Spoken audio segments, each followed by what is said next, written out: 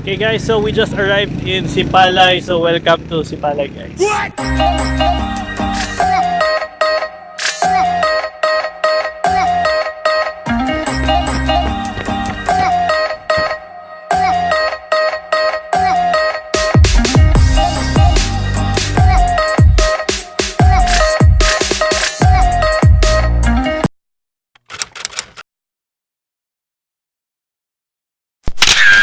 Okay guys, so andito tayo ngayon sa Sipalay. And good news for you guys, with just 291 pesos, makakarating na kayo sa Sipalay from Bacolod. And for you travelers, I'm here right now sa public beach. And as you can see, malinis naman yung place. And what I'm gonna do is, I'm gonna be flying my DJI Spark and cover the area so that you can see the place. So aside from this public beach, meron pang Sugar Beach sa Sipalay which will cost you 300 for the boat ride. Pero hindi ko na magagawa yun. But I'll cover the fare for you guys so that if you're planning to travel here in Sipalay, you would know how much to prepare.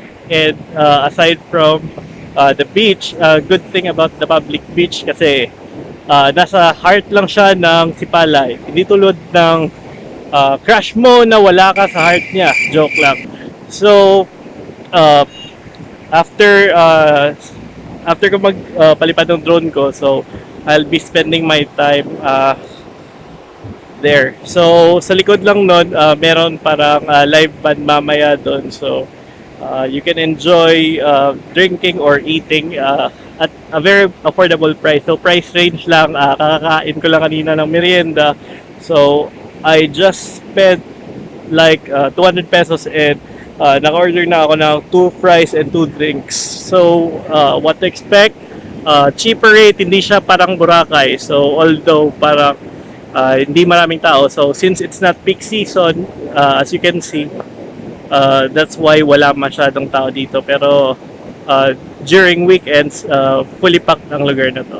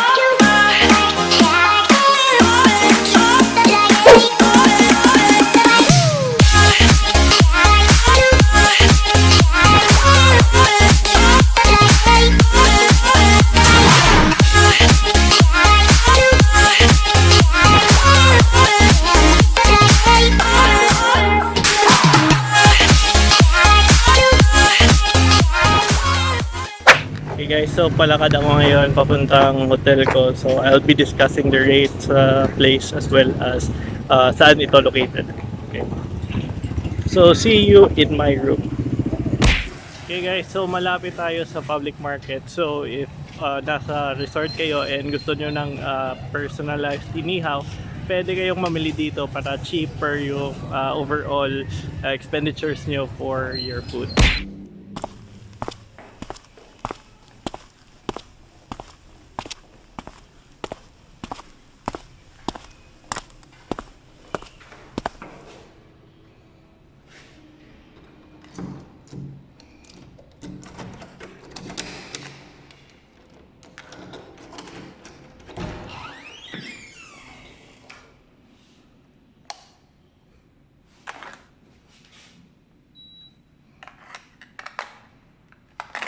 Okay guys, so andito na tayo ngayon sa room, and as you can see, I bought myself some refreshment, Nature Spring, and then Blue. Sinadya ko talaga yung binali ang dalawang to, considering that malungkot talaga yung mag-isa, diba? So I made sure na may kapartner sila, unlike me na walang kapartner for this trip. Kasi solo backpacking tayo ngayon. So for this room, as you can see, clean naman yung linens nila, at saka merong dalawang towel. And then naka-AC siya, and then there's some wall painting na abstract. And for entertainment, meron siyang TV. And then for our bathroom, as you can see, clean naman yung toilet. Then meron lang akong disclaimer, medyo maliit yung shower, but hindi naman shower yung pinunta natin dito, diba? So may hot and cold shower siya for you to enjoy. And then next is we'll talk about price as well as what to expect in Sipalay. Okay guys, so for the price of 1,100 per night dito sa Island Adventures, you can have all of those na napakita ko kanina, yung air-conditioned room, well-lit room, as well as clean room. Considering that bagong-bago pa lang yung Island Adventures hotel dito. And aside from this hotel, as you can see, we're located at the heart of Sipalay. So yung public beach, itong hotel, as well as yung entertainment area for evening, and then yung public market, all in one place. So no need for extra transportation. So makakamura ka dito considering that walking distance lang yung lahat ng entertainment, except if pupunta ka sa mga resort, which will cost you 1,500 pesos or more if you will avail their tour package. But I suggest for travelers who are just traveling with a smaller group, for once, a group of 2, a group of 3, 4, or you're a solo backpacker. So magkabalakal ka na lang kasi makakapunta ka sa beach if makakontrata ka ng 50 pesos per trip with the local developers. So mabait naman sila. So you just need to be nice to them and ask them na ganito specific place lang yung pupuntahan mo. So advice ko na lang is sa Latasan, which is just a few minutes away from here. So nakapunta na ako doon, may hanging bridge doon, makaka-boating na doon, at saka may pool naman siya. For room rates, it's around 800 to 2,000 ata, depende if ilan kayo. And for that package, included na yung breakfast. So end of that, so aside from the public beach in which I showed earlier, meron ding Sugar Beach dito, and Sugar Beach andon yung mga popular resorts like Takatuka,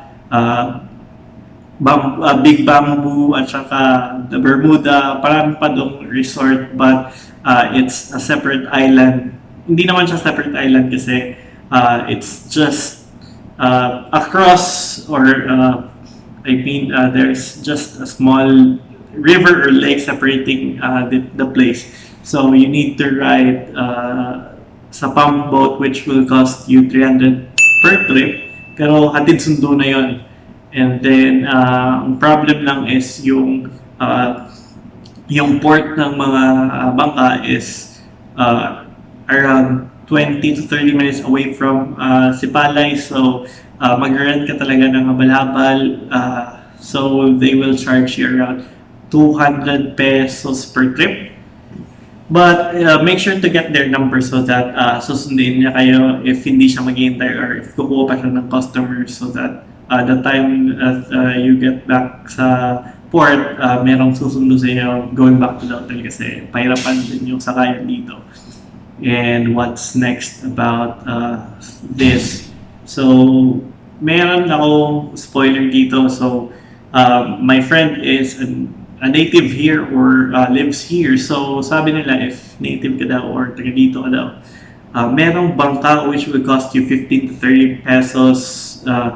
Malapit lang siya sa public beach. Parang magkakano lang kayo doon and then 15 pesos lang makakapunta na kayo sa Sugar Beach but meron ng konting walking na gagawin but makakasave kayo. But I think hindi nila pinapromote yun sa turista.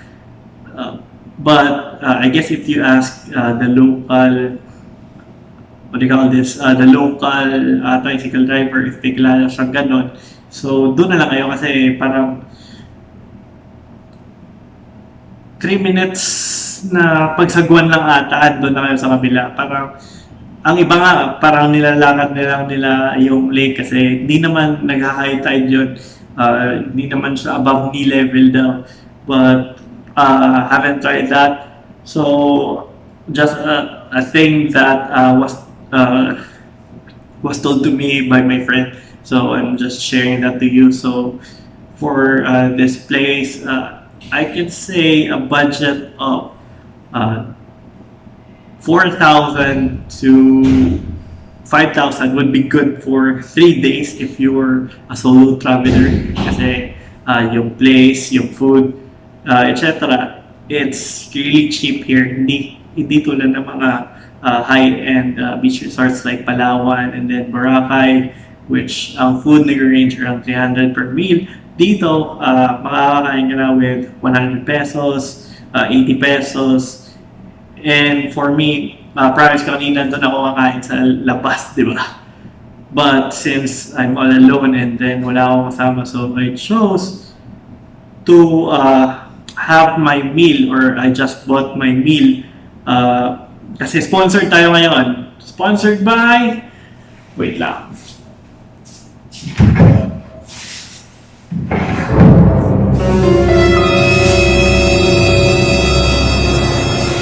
Okay, so sponsored tayo ngayon ng 7-Eleven. So, wish ko lang na-sponsored ako ng 7-Eleven but I bought 2 of these kasi hindi siya enough sa akin.